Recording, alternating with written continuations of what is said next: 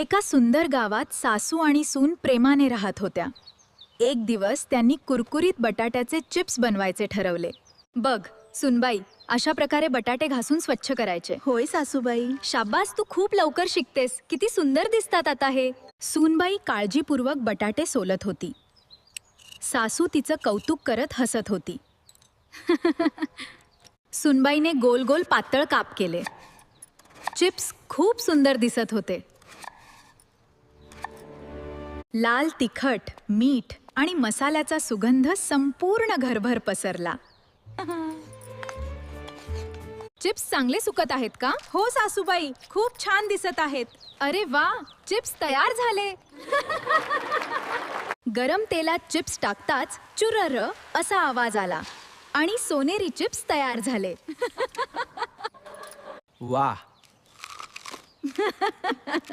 किती स्वादिष्ट चिप्स आहेत.